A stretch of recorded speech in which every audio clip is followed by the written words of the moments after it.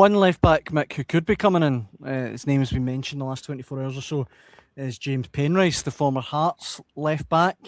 Can either of you fill me in with that? Is there anything in that? Yeah, I wrote a story on it last night, stating that Celtic had made an inquiry over James Penrice. My understanding is that that's unlikely to progress much further. I think Celtic have numerous options in that department that they're looking at. James Penrice was obviously linked with Rangers last season as well. I think our colleague Andy Newport was over that. And Rangers, I think Danny Rowe was a big fan of him, and Dan Purdy was monitoring him at Athens. Obviously, he only moved to Greece last summer as well for £2 million. I think he played 33 games, but quite a lot of them were from the bench. So he's not quite established himself quite yet there. But look, I think he would have been a Celtic were to say, I think he would be a solid addition and backup to Kieran Tierney. But I think it would be unlikely that they're going to pursue that. And Greg Taylor, Mick, he's another one that's kind of he's refused to rule out coming back after he's kind of been frozen out at PAOK, I think. Could you see that happening? I don't think so. I wouldn't have thought so. I mean, listen, Greg Taylor got a bit of a rough ride at times at Celtic from Celtic fans. I agree with that. But I think he was actually a bit of a miss at times. I mean, I think you forget that, especially think back to that first half of the season under Brendan Rodgers.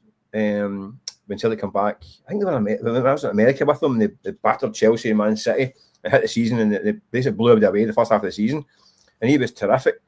At that point, I think he should have been getting a new deal. It didn't quite happen, obviously, and then he's away. But I mean, I think he was on one of these YouTube shows talking about never say never type thing. So that's maybe kind of sparked it. I don't think so. Again, he's 28. I mean, Celtic. I mean, Penrice is what, he's 27, 28 as well. 27 yeah, I mean, I think that one's a bit more kind of summer shenanigans type story. But I just think that what's happened to Celtic's model here? For a while, they were looking at getting. I mean, I think Kieran Tierney's backup should be a prospect, a 21, 22-year-old hot prospect on the rise that you can dip in and give him a taste every few weeks, with a view to kind of kicking on. So I don't see that much value. But then again, it's only a backup for Tierney, who will play most weeks. So it's not that pressing. It's not in terms of the pile of things they need. It's probably further down, but it's still something they need. Greg Taylor would do a job, absolutely no bother. I mean, if they could get Greg Taylor back, it'd be a really good bit of business. But I don't see it. And I think Greg Taylor knows the kind of the environment. And I think he knows that at this current time, if he come back, it might not be the best time to come back. He's tuned in. I mean, his best pal is Luke McCowan.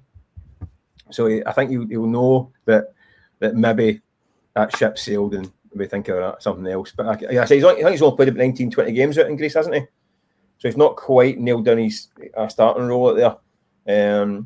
It's a bit of a shame, because I think he's a cracking little player. Greg Taylor. I mean, listen, he has got a kind of ceiling, maybe in Europe it was a bit elite too far at times, but it was elite too far for quite a lot of Celtic players. He wasn't alone in that one, and week in week out, I thought he was a terrific Celtic player. But I just can't see. I mean, I think Greg Taylor would absolutely jump at the chance to come back to Celtic. I think if he wasn't interested, then I think he was on the Charlie McGrew's podcast. Yeah. If he wasn't interested, then he would have swerved the question, made him. For me, I think Greg Taylor flourished under Ange Postecoglou with Brendan Rodgers. I think he's a real specialist in that inverted fullback position, and he was particularly domestically. Yeah, there was question marks at European level. He was quite often a target for European teams. No, I can't really talk, but he was quite often you can see that top elite teams were targeting him down that left-hand side. But yeah, I think Mick raises a good point. You look at the Celtic Academy at the minute, Kieran Tierney, who obviously came through the Academy and became a £25 million player, but there isn't really MD that's ready to step up as a deputy. I think Joseph Hay, who's a young lad, 17 years old, he came into pre-season. He played against Shelbourne, and I think he played at the weekend as well. He got minutes against Sporting Lisbon. I think he's a young lad that might have a future at Celtic in the game, but it's way too soon for him. Adam Montgomery is 23. I think he's turning 24. Might already have turned 24 actually this week. I think his time has been and gone. I think he really needs to move on for the good of his career. He was on loan at Livingston last season and I get cut short because of injuries, and I think he's had quite an injury-plagued career. So I think for the good of his own career, he could really do with a clean slate elsewhere. And apart from that, there's no really any other left backs kind of coming through at the club. For me, I was always surprised that Celtic let go Mitchell Frame. He was on the radar of Liverpool at one point. Now he's obviously ended up at Aberdeen. I think he had an okay season at Aberdeen this season, but I think he's one that can make a real good career. And similarly with Matthew Anderson as well. He's another lad that went under the radar and he was surprised last season.